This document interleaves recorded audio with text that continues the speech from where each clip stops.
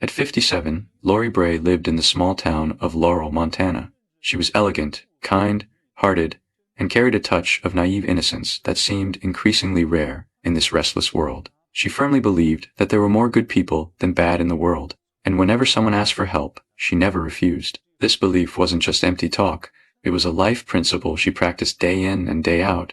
But this lifelong commitment to kindness, on the night of the 30th of September 2019, turned into a one-way ticket to hell. No one could have foreseen that her goodwill would not bring good in return.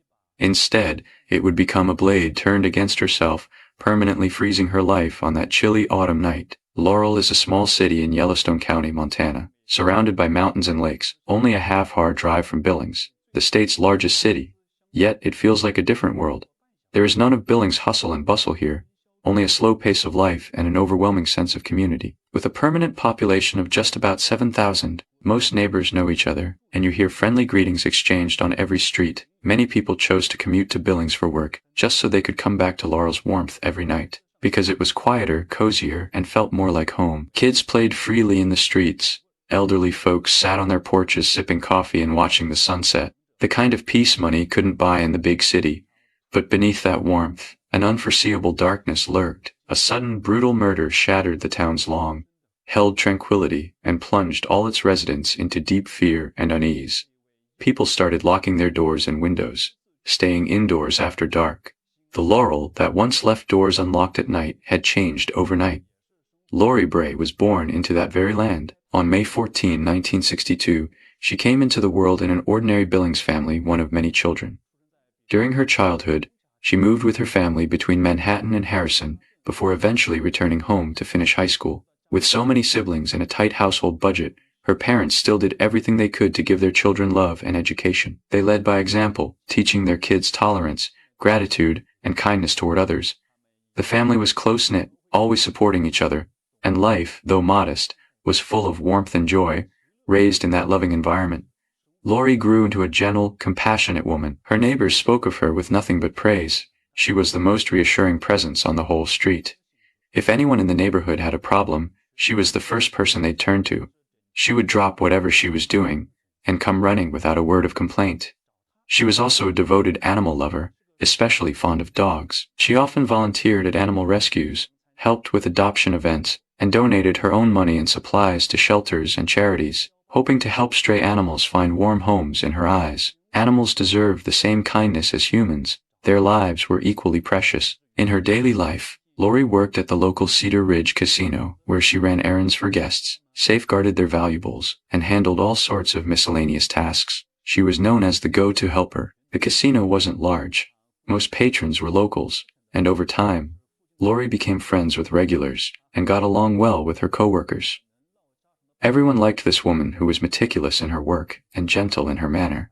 Her supervisor once described her as soft-spoken, with a beautiful soul and a warm heart, always ready to lend a hand to anyone who needed it. Her son Justin was the light of her life.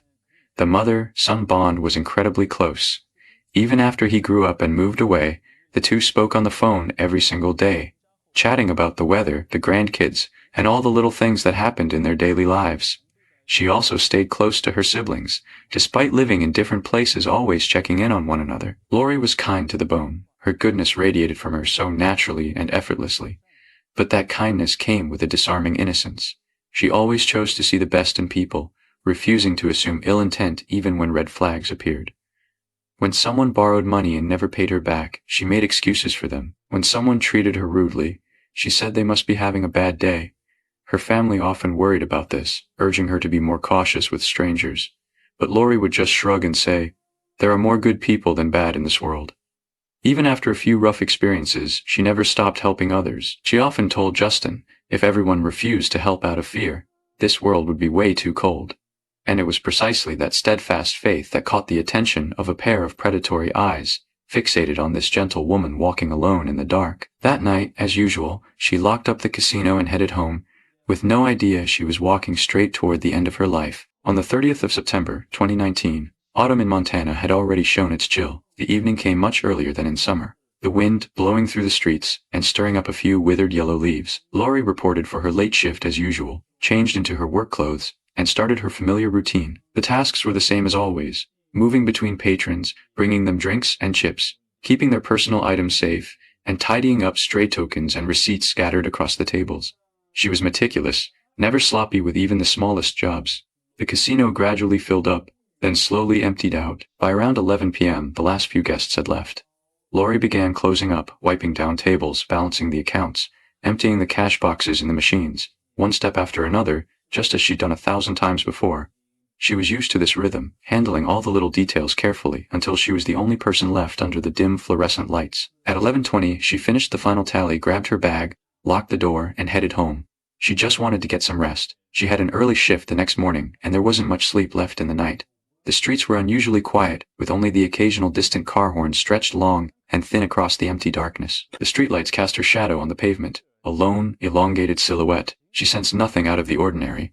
Everything seemed just like any other night. But the next morning, Laurie never showed up for work. Calls went straight to voicemail, texts went unanswered. Her coworkers found it a little odd during shift change, but since she was in her 60s, they figured she might be under the weather or had a dead battery. Nothing too alarming at first. She was usually reliable, so one day off wasn't unheard of. But by noon, with still no word from her, a few colleagues began to feel a gnawing unease. Then came the scene that made everything feel deeply wrong. Kathy, her supervisor, was driving to work along the Laurel Airport Road when she noticed a car parked crookedly on the shoulder near a vast stretch of open land. It sat at an awkward angle, like it had been casually abandoned. As she got closer, she saw that the model matched Laurie's a 2003 Chrysler sedan. She pulled up and read the license plate. Her heart dropped. It was Laurie's car. The spot was isolated, nowhere near Laurie's home, or any stores or houses. Why would it be here? Kathy's mind raced through a dozen possibilities, none of them good. She decided to call Laurie's son Justin right away. Justin felt a chill run down his spine the moment he heard. His mother called him every single morning without fail, but today, nothing. He tried reaching her, but the phone rang and rang with no answer. Alarm swelled in his chest. He hung up and drove straight to her house. The first thing he noticed was the empty driveway. He hurried inside and looked around. On the surface, everything seemed normal. The bed was neatly made, the quilt folded at the headboard, kitchen utensils sat in their usual places in the cabinets, the sink empty of dirty dishes. But as he turned to leave, he saw something that made his stomach lurch. The two beloved dogs were curled up in the corner, silent and motionless. Their food bowl was empty. Their water bowl was bone. Dry, his mother cared for those dogs more than she cared for herself. Fed them on schedule, changed their water, walked them every day. She would never leave them hungry and thirsty through an entire night. Justin's gut told him his mother never came home last night. He immediately got back in touch with Kathy, and the two met up at the wilderness spot where the car had been found. Justin recognized it right away. A blue-gray sedan. Not brand. New but well kept. Now it sat abandoned by the side of the road, sunroof wide open like a gaping mouth. He leaned in and looked through the window. Dark reddish-brown spots on the backseat gradually came into focus. Blood, a wallet, keys, and a phone were strewn across the seats and floor, scattered as if they'd been rifled through. Justin knew in his heart something terrible had happened to his mother. He fought to steady his trembling hands and dialed 911. Police arrived quickly and launched a preliminary investigation. They found the car outwardly intact, no collision damage, no signs of forced entry, so theft or a traffic accident were ruled out early on. But inside, the scene was a mess. The turn signal lever snapped off and lying under the driver's seat, the radio knob caked with dried mud, a clear shoe print on the inside of the door, and dark oxidized bloodstains across the back seat, all signs of a violent struggle. A pack of Marlboro cigarettes sat on the floor, along with a pair of blood-soaked pants. Inside the pants were Laurie's undergarments. The bra clasp had been violently torn, the metal hook severely bent. Her wallet was completely empty. Family and coworkers all knew Laurie always carried a few $100s in cash for emergencies. Based on these clues, police initially suspected robbery as the motive, possibly a spur of the moment crime. Moreover, with no signs of forced entry, the perpetrator was likely someone Laurie had willingly let into her car.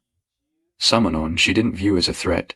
Someone she may have even felt compassion for. Police immediately issued a missing person alert and sent all physical evidence from the scene to the lab for testing, while subpoenaing records from cell carriers, banks, and the casino. News of Laurie's disappearance spread like wildfire through every corner of Laurel. The quiet little town couldn't believe such a thing could happen here. A friend named Martin posted a desperate plea on Facebook, his words thick with anguish. Friends, family, and concerned residents quickly formed a search team of dozens, fanning out across the wilderness around where the car was found, combing every inch of terrain. But the area was vast, endless acres of dry waste, high weeds, and recent rains had turned the ground into slippery mud, making every step a struggle.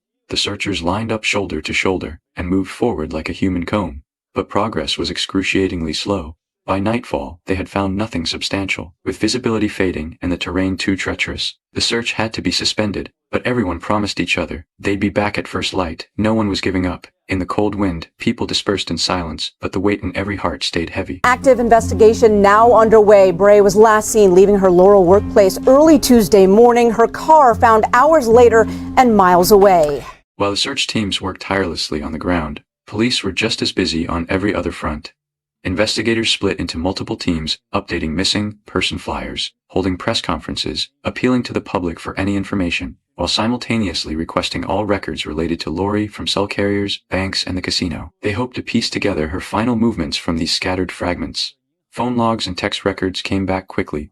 Police combed through them carefully, and found that Lori's final calls and texts before she vanished were all to family and coworkers, containing nothing but routine conversations. Bank records also showed no withdrawals or transfers before or after her disappearance, ruling out the possibility that she had simply left on her own. Both leads hit dead ends, and for a moment the investigation seemed stuck. But cell phone location data brought a new breakthrough. The tech unit pulled Lori's phone connection logs with cell towers from the night of her disappearance and found something crucial between midnight and 3 a.m. Her phone pinged 7 different towers in succession, meaning she was moving during that entire time, covering a considerable distance.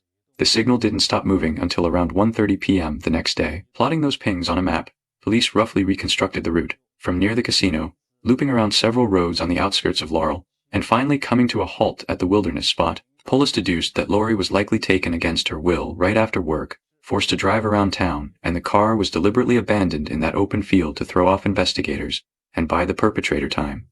Officers followed that tracked route, going door to door along the way, asking residents if they'd seen Lori's car that night or noticed anyone suspicious. Everyone hoped the next lead would bring answers, but no one expected the next news to be so devastating. Around 6 p.m. that evening, daylight was beginning to fade. A man was cycling along a remote wooded trail, less than 5 miles from where Lori's car had been found. The area was isolated and rarely visited, with only the occasional outdoor enthusiast passing through. As he pedaled along a familiar path, he passed a leaf-covered slope and noticed something off. The usually flat, thick layer of fallen leaves looked sunken in one spot, as if something heavy had rolled or been dragged down. He hit the brakes and glanced down the embankment. In that one look, everything froze. In the hollow of the leaves, he made out a vague shape. His heart began to race, a chill washing over him. He crept closer to the edge, mustering the courage to look again, and saw a sight he would never forget. A fully naked body lay curled among the leaves, the skin deathly pale, twisted into a fetal position, as if it had been pushed from above and tumbled down to rest there. He stumbled backward in shock, but forced himself to stay calm, pulled out his phone and called 911. Police arrived quickly. The body was confirmed to be Lori Bray, the woman everyone had been searching for. The coroner conducted an on-site examination and recorded several heartbreaking lines on a cold report sheet. Blonde hair, fully nude, curled in a fetal position. Multiple blunt force bruises to the head. Clear ligature marks around the neck. Blood in the nasal cavity, swollen eyelids and lower lip. Every sign pointed to a brutal assault before death. Time of death was over 24 hours. Dirt and leaf fragments were tangled in her hair.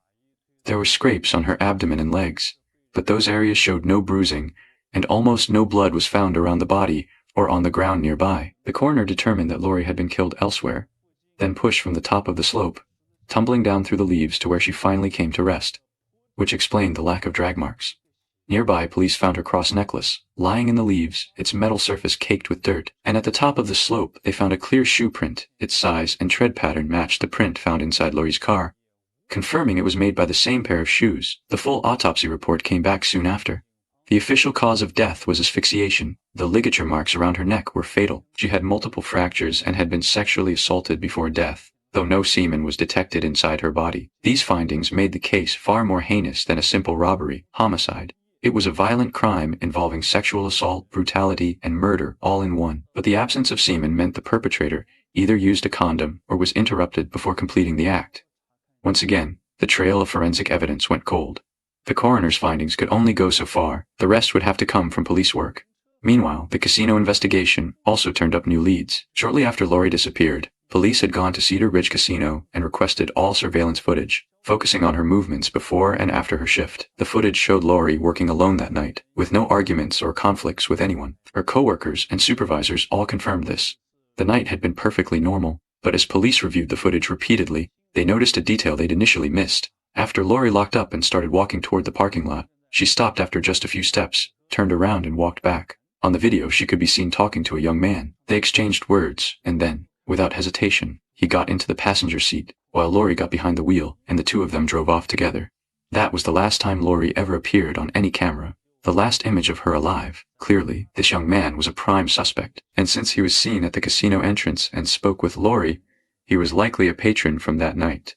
Police pulled the interior surveillance footage for comparison, and sure enough, they found him. He had arrived around 11 p.m., ordered a drink at the bar, chatted with a few people, and stayed until closing time, when Lori reminded him it was time to leave. Police questioned all the casino staff. None of them recognized him. That was expected, because the footage also showed Lori checking his ID before serving him alcohol, confirming he was a first-time visitor and quite young, no older than 25 by appearance. So here was the question. Why did this man stay at the casino entrance after closing, instead of leaving? From the footage, he didn't look like he was aimlessly wandering. He looked like he was waiting specifically for Lori. His posture, his line of sight, his position, all of it had a clear target. He wasn't waiting for a cab or a friend. He was waiting for Lori to walk through that door. Police locked onto his figure and didn't let go. Police obtained a clear mugshot-style image of the young man from the surveillance footage and began an intensive canvass around the casino. They showed the photo to nearby shop owners, residents, and regular casino patrons, asking if anyone recognized him. Finally, a regular at the casino studied the image carefully and nodded. "Yeah, I know him. His name is Diego, 22 years old. Lives on East 12th Street in Laurel. Quiet kid. Clear-eyed, a bit shy, doesn't cause trouble." The lead checked out, police went straight to Diego's residence. When the door opened, there stood a young man who matched the surveillance image. A little shy-looking, sure, but the officers immediately noticed fresh scratches on his face and neck, along with several bruises on his arms. They were still fresh, not yet fully healed. When questioned about them, Diego seemed a little embarrassed. He explained that a few days earlier he'd gotten into a fight with a friend named Nick over a disagreement. Nick was wearing a ring and had scratched him. He even added with a weak smile, "You know how it is. Young guys fight now and then." The explanation sounded plausible enough, so police didn't push further at that moment, but they filed the detail away. They asked if he'd been to Cedar Ridge Casino the previous night. Diego didn't try to hide it. He admitted it openly. He said he'd heard they gave out free drinks, so he went to check it out and played a bit. Mentioning Lori, his tone carried a hint of warmth. He said he saw her at the bar and thought she seemed especially kind and approachable. After the casino closed, he didn't have enough money for a cab, so he was standing outside when Lori noticed him and offered to give him a ride. He said he was grateful to her, and insisted that nothing unusual happened along the way. She dropped him off at home, and that was it. Police thought he seemed candid enough. His tone and demeanor didn't show obvious nervousness, so they casually asked if they could take a look inside his room. Diego didn't object, opening the door and letting them in. The place was cluttered with piles of dirty laundry. Only the clothes he was wearing looked clean. A quick walkthrough turned up nothing obviously suspicious, so the officers left for the time being. But to verify his story, police tracked down the friend he mentioned, Nick. Nick confirmed that on the 29th of September, he and Diego had indeed gotten into a physical fight in a car over some petty issue, and parted ways angry, but Nick was adamant. He never scratched Diego's face. During their scuffle, they'd mostly been grabbing at the steering wheel. He didn't use a ring or anything that could have caused facial scratches. Now there was a clear contradiction. If Nick didn't do it, where did those scratches come from? Police immediately pulled surveillance footage from earlier that night. Before Diego went to the casino, they found that before heading to Cedar Ridge, Diego had first visited the train stop bar. There, he did something highly unusual. He went around asking female employees and female patrons, one by one, if they could drive him home. He asked several people, but no one agreed. The bar staff remembered it vividly. A young guy late at night going around asking strangers for a ride was weird enough to stick in their minds. They also provided a crucial detail. At that time, Diego's face was completely clean. No scratches, no marks. Bar surveillance confirmed it. That meant Diego's scratches appeared sometime after he left the train stop bar and before he showed up at Cedar Ridge Casino. The only new person he encountered in that window was Lori. At first, police thought Diego was just lying about the source of his scratches without linking it directly to the crime. But after Lori's body was found, and the autopsy report listed ligature marks, fractures, and sexual assault, the spotlight swung back onto this seemingly shy young man, with full force. On the 4th of October, police obtained a search warrant for Diego's residence and questioned him again. This time, he was visibly less composed. His eyes darted, his speech was halting and tense. He often paused mid-sentence, as if weighing his words carefully. Under repeated questioning, he offered an entirely new version.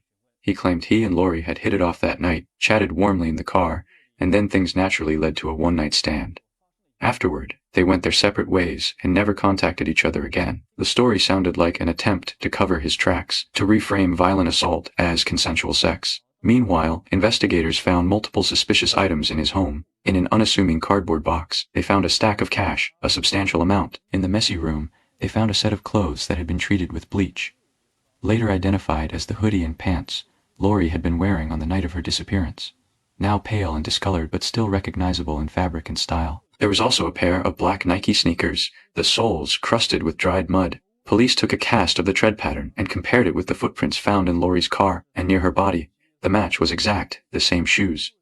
But the most chilling discovery was on his phone. Within hours of Lori's disappearance, Diego's browser history showed a series of search queries that sent chills through every detective who read them. How long does an investigation usually take? How long does an FBI investigation last? Is there a time limit for police investigations? These searches alone couldn't convict him, but in the dead of night right after someone had vanished, a connected person wasn't worried about the missing. He was searching for how long the cops would be looking. That was far beyond suspicious. Confronted with the search history, Diego stammered, mumbled he didn't remember, or must have been browsing randomly. He had no coherent explanation. His scratches, his bleached clothes, his shoe prints, his search history, all arrows pointed in the same direction. He was the prime suspect. But police still needed direct, irrefutable evidence to close the case. They took Diego's DNA sample and sent the bleached clothing, the sneakers, and other items to the lab for analysis. 3 days later, while tests were still underway, Diego contacted police on his own, and this time, he offered yet another completely new story. He claimed that he and Lori had been secretly dating since early 2018. Because of the huge age gap, and because Lori didn't want anyone to know, they kept it hidden. He even emphasized that the relationship had been stable and loving, no problems at all. On the early morning of the 1st of October, he said, they had spent an intimate night together at his place, fully consensual. As for why he had lied before, he was simply protecting their secret relationship. He spoke with such sincerity that it almost sounded believable. There was even a hint of grievance in his eyes, as if the police had unfairly misunderstood a devoted lover.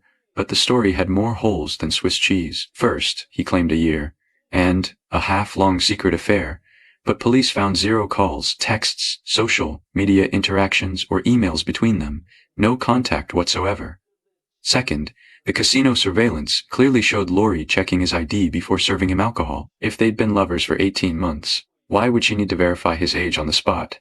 Faced with these undeniable contradictions, Diego's explanations grew thinner and thinner. He insisted that to avoid drawing attention, they'd agreed to only meet at the casino and never call, text, or interact online. It was a flimsy excuse, but police didn't call him out immediately. They let him keep talking. As for the search queries, he changed his story again, claiming he'd been watching true crime television shows and got curious. But what show makes you search? How long does an investigation take at 3 in the morning? Diego's narrative was like a net full of tears. Patch one hole and another rips open. The more he talked, the less he made sense. But police held their patience. They knew that once the lab results came back, the truth would speak for itself. While Diego was still weaving new lies and trying to rationalize his way out, the lab results started coming in, one after another. Each report was like a brick, steadily crushing the wall of excuses he'd built. First came the shoe print comparison. The tread pattern on Diego's black Nike sneakers, in its lines, wear pattern, and size, matched the prints found in Lori's car, and at the top of the slope near her body, with no room for coincidence. Then came the DNA results, skin cell samples collected from Lori's car seats, her clothing, and even from underneath her fingernails, all yielded DNA that matched Diego perfectly. That meant he and Lori had been in close, intense physical contact inside the car, and Lori, while fighting for her life, had clawed at his skin, which explained the fresh scratches on his face and neck that he'd blamed on Nick. At this point, the chain of evidence was practically closed. Surveillance footage, shoe, print matches, DNA, search history. Every thread pointed to the same man. Diego's mask of quiet and shy had shattered beyond repair. On the 8th of October 2019, police formally arrested him on murder charges. Bail was set at $500,000, an impossibly high wall for a 22-year-old with no steady income. Yet even with the overwhelming evidence stacked against him, Diego stuck to his stories and refused to plead guilty. He kept switching versions, adjusting details, trying to find a crack in the logic where he could slip through. When news of his arrest and charges broke, many of his neighbors were genuinely shocked. In their eyes, Diego had always been a quiet, polite young man who kept to himself and caused no trouble. A friend even said he never made waves. It was rare to even hear him raise his voice. Some initially suspected the police had made a mistake. Maybe he was just the last person to see Lori, and that was all. But as evidence was made public, those doubts faded. People finally understood. The quietest masks can hide the most dangerous beasts. Delayed by the COVID-19 pandemic, the long-awaited trial didn't begin until the 15th of March, 2021. The courtroom was packed. Lori's family and friends, concerned locals, and media reporters filled every seat. The trial lasted 6 days, with fierce back and forth between prosecution and defense. The prosecution laid out a complete chain of evidence, building toward one crystal-clear conclusion. The killer exploited Lori's kindness to gain her trust. Then, once inside the car, revealed his true intentions, attempting to assault her, which triggered a violent struggle. During the fight, Lori fought back with everything she had, scratching Diego's face and neck, but she was ultimately overpowered and strangled to death. Afterward, Diego dumped her body down the wilderness slope, abandoned her car miles away, and tried to misdirect the investigation. Throughout the trial, Diego kept defending himself, offering one excuse after another for every anomaly, trying to normalize the abnormal and confuse the jury. Meanwhile, his defense attorneys searched desperately for any opening. They suggested the car might have been moved before it was discovered, questioning the reliability of the physical evidence inside. They challenged the DNA collection and storage procedures, hinting at possible procedural errors. They even tried to imply the victim had a hidden side to sow doubt in the jurors' minds. But most of these arguments were pure speculation, with no real evidence behind them, and they crumbled against the prosecution's airtight case. In contrast, the prosecution's evidence clicked together like a finely machined gear system. Shoe prints that matched exactly DNA that hit its target, search queries that screamed guilt, plus his ever-shifting alibis, all forming a web that was nearly impossible to tear. The defense's so-called reasonable doubt wasn't enough to shake the jury's conviction. On the 22nd of March, the 6th day of the trial, the jury deliberated for only 2 hours before returning a unanimous verdict, guilty of murder. That speed was remarkable for a case this serious, a testament to how solid the evidence was. When the verdict was read, tears flowed through the gallery, people embraced each other. Days of pent-up emotion finally burst free. Justin, Lori's son, sat in the front row, red-eyed but silent. He didn't cry out loud. He just gripped the hand of the person beside him, as if drawing on every ounce of strength to bear this long-delayed closure. But then came an unexpected turn. Diego suddenly asked to speak. Throughout the entire trial, he had denied everything. But now, standing before the court, he said words that made everyone in the room freeze. "Yes, I killed Lori." This belated confession was baffling. Even the judge remarked that in 40 years on the bench, he had never seen anything like it, because legally speaking, a confession after a guilty verdict carries no weight. Some speculated Diego was hoping to use this last-ditch statement to appeal for a lighter sentence. Others thought he simply wanted a final moment in the spotlight. But whatever his motive, those 3 words couldn't bring Lori back, and they couldn't heal the wound in her family's heart. On the 14th of June, 2021, at the sentencing hearing, the judge handed down the final ruling: life in prison, with no possibility of parole, for at least 35 years. The sentence fell, and legally speaking, the case was closed. But for Lori's family, nothing was truly over. The grief of losing someone so beloved doesn't vanish with a court order. Every morning, when Justin wakes up, he still instinctively wants to call his mother, and then remembers there is no one on the other end of the line anymore. Lori spent her entire life practicing the kindness and compassion her family taught her. She trusted others, she extended her hand. That was why everyone saw her as a good person. But that same unconditional goodwill also made her a target. What makes this case so unforgettable is the fact that victim and killer were complete strangers. It all started with a single act of kindness. Lori just saw a young man standing on the side of the road and thought he might need a ride. She didn't overthink it. She just did what she'd done 1,000 times before out of instinct. We may never truly understand why a young man would take a stranger's life so brutally, but whether it was his behavior at the bar, pestering women to satisfy his needs, or his choice to prey on someone more vulnerable, it all points to a deep-seated need for control and a propensity for violence. For someone like that, the question was never if they would commit a crime, but when. Years have passed, and Laurel has slowly returned to its quiet rhythm. Children laugh in the streets again, neighbors still greet each other. But this case remains etched in many memories, like a shallow scar, invisible most of the time, but aching on cloudy days. It stands as a reminder that kindness is never wrong, but without boundaries and awareness, it can be weaponized against you.